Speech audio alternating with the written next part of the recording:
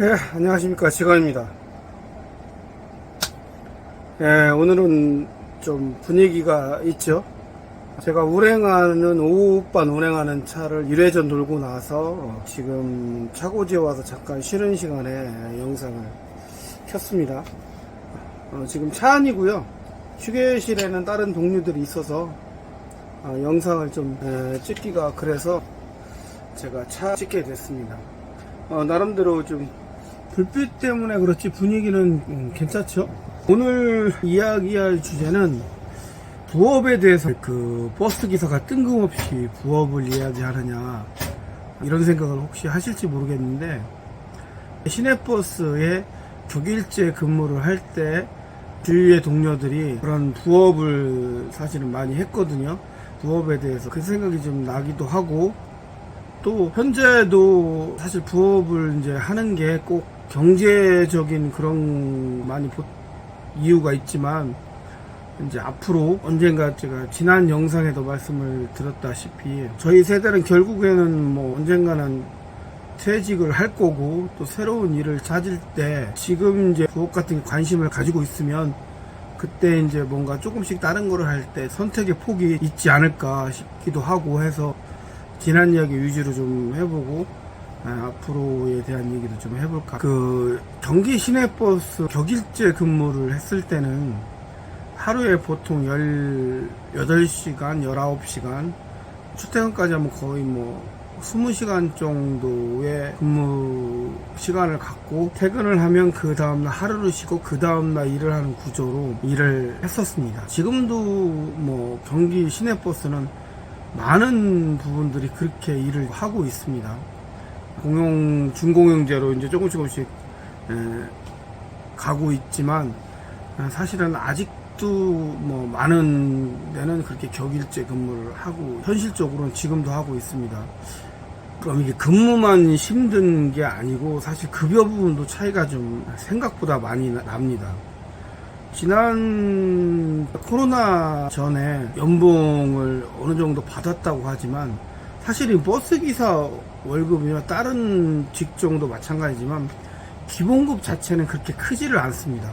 특히 일반 시내버스는 거의 최저임금에 연동해서 간다고 보시면 됩니다.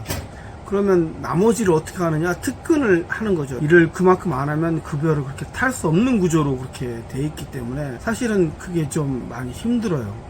그렇다고 해서 요즘에 나오는 뭐 52시간을 하자, 이거는 사실은 제가 볼 때는 맞지 않는 얘기라고 생각합니다. 이거는 사용자들이 자기 편의에서 그렇게 해석을 하는 거지, 그렇지 않아요? 그렇다고 최저임 그 52시간 근무를 깨버리면 봉급을 올려줄 거냐? 그게 아니잖아요. 결국 일을 더 시키니까 일하는 거를 주는 거지 급여 자체를 올려주는 건 아니라고요. 그럼 앞으로 예를 들어서 12시간 근무가 만약에 제한이 없어진다 그러면 앞으로 내년 내후년 계속 급여를 안 올려줘도 된다는 얘기가 되잖아요. 그렇지 않습니까? 일을 더 시키면 되니까. 그거는 제가 볼 때는 맞지 않는 것 같아요. 일시적으로는 그런 업체들도 있고 그런 분야들도 있겠지만, 그거를 가지고 그런 걸 이용해서 자기의 사익을 챙기려고 하는 사람들이 너무 많은 것 같아요. 그래서 그런 거를 좀 잘 조율하는 게 정책 위반자들이 해야 될 일이 아닌가 생각을 합니다.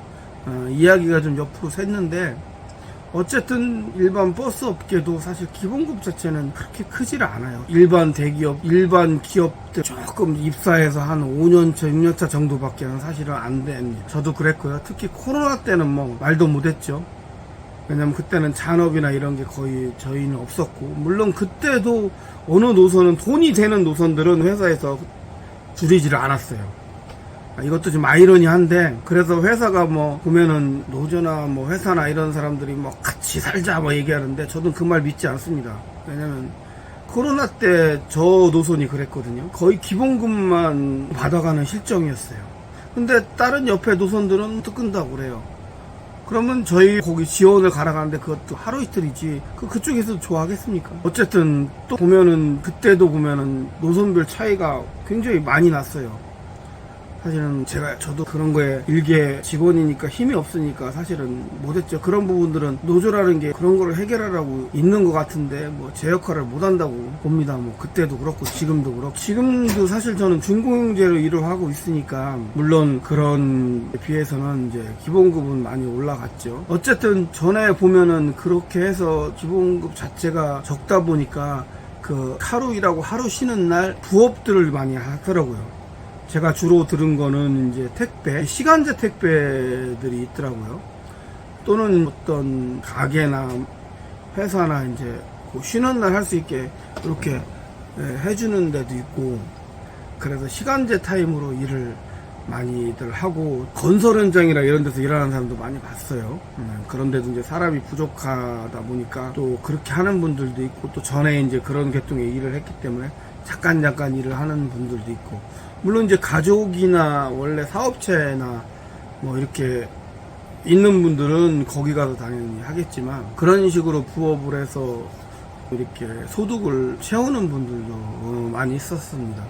저는 사실 좀 하고 싶었는데 좀 개인적으로 몸이 좀 힘을 쓸 수 없을 그런 이유로 인해서 좀 제한적이었기 때문에 사실은 좀 많이 못했어요. 뭐 어쩔 수 없는 거니까. 이제 그렇게 보면 주위에서 많이 하더라고요. 물론 회사에서는 하지 못하게 하죠. 뭐 어느 회사든지 자기 회사 일 말고 부업을 하라고 권유하는 데는 거의 없습니다. 특히 뭐 시내버스, 그냥 버스 업계는 그런 직업 특성상 연동이 되기 때문에 그렇게 하라고는 안 하는데, 그렇다고 해서 또 강제로 막지도 않았어요. 왜냐면 다들 급여가 적은 걸 알고 있기 때문에. 어쨌든 먹고 사는 게 더 중요하지, 뭐 그거를 아무리 회사라고 해서 강제적으로 이렇게 사실 하기도 좀 어려운 상황이다 보니까 그런 것 같습니다. 이 공영제로 오면서는 사실 부업을 하기가 좀 힘들어요. 왜냐면 5일 근무 이틀 휴무 뭐 이렇게 돌아가는데, 그것도 사실은 딱히 100% 그렇게 돌아가는 건 아니고요. 바쁠 때는 뭐 특근도 하고 또 대체근무로 돌리기도 하고 뭐 정신없게 일을 그렇게 많이 하기 때문에, 또 하루 일하고 보통 8시간 일하지만 사실은 뭐 집에서 출근하고 퇴근하고 하는 것까지는 거의 10시간이 넘는 시간이고, 자는 시간 빼고 이렇게 하면 실제로 생활할 수 있는 시간이 그렇게 많지가 않기 때문에 부업을 하기가 제가 보니까 상당히 어려워요. 그럼에도 불구하고 하기는 해야 될 거라고 저는 생각을 합니다. 저희가 처음에도 말씀드렸다시피 이 부업이라는 게 가장 큰 이유는 경제적인 이유도 있겠지만, 또 하나 자기 앞날을 위해서 준비해야 되는 것도 사실은 있기 때문에 저는 그런 거를 좀 관심을 가지고 좀 보아야 된다고 생각을 합니다.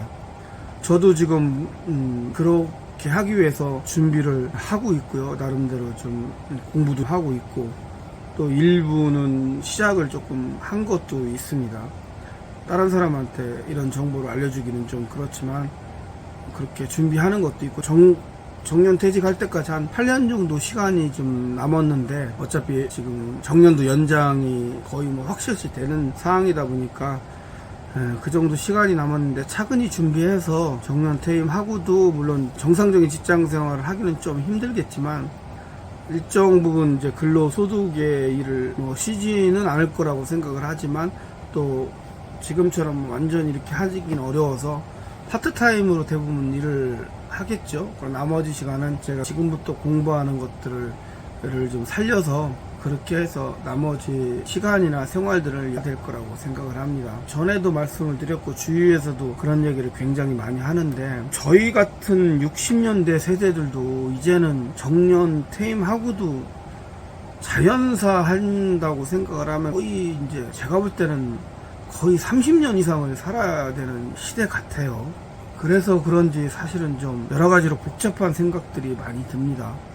제일 큰 거는 경제적인 게 제일 큰 것이겠고, 두 번째 큰 거는 건강이죠. 이거는 가족과의 관계도 있고, 여러 가지를 좀 복잡하게 생각을 해야 되는 시대가 좀 온 것 같아요. 그냥 살면 되지, 그게 아닌 것 같아요. 지금 남들보다 빨리 깨우치고 빨리 알고 빨리 도전하고 빨리 준비하는 사람이, 저는 어쨌든 인생을 그나마 하루라도 좀 지금보다 낫게 살 수 있지 않을까라고 생각을 합니다. 부업이라고 꼭 얘기하기도 그렇지만 요즘에는 뭐 직업을 2개, 3개 갖고 있는 사람도 많이 있고, 저희 버스라는 직업도 사실은 하면서 다른 일을 하는 사람도 굉장히 많이 있더라고요. 물론 기본적으로 자기 사업체나 또 여기 저희 같은 동료들 보면 농사 짓는 분들도 있고, 기본적으로 그런 거를 할 수 있는 분들이 좀 다행이겠지만, 저희같이 이렇게 없는 사람들은 그냥 가만히 있을 수는 없다고 생각을 해요. 뭐래도 기반을 만들어야 되는 거고, 지금부터라도 저는 뭐 늦지 않았다고 생각을 합니다. 차근차근 준비하다 보면 뭐 저는 길은 분명히 있을 거라고 생각을 하고 준비를 해야 되죠. 공부도 해야 되고. 그래서 좀 예전에 부업을 하던 친구들이 좀 생각도 나고, 또 요즘에 사회적인 그러한 분위기나 그런 거를 많이 생각나게끔 하기 때문에 부업에 대한 얘기를 잠깐 해보았습니다. 안녕히 자, 다음엔 또 다른 이야기로 찾아뵙겠습니다. 감사합니다. 직원이었습니다.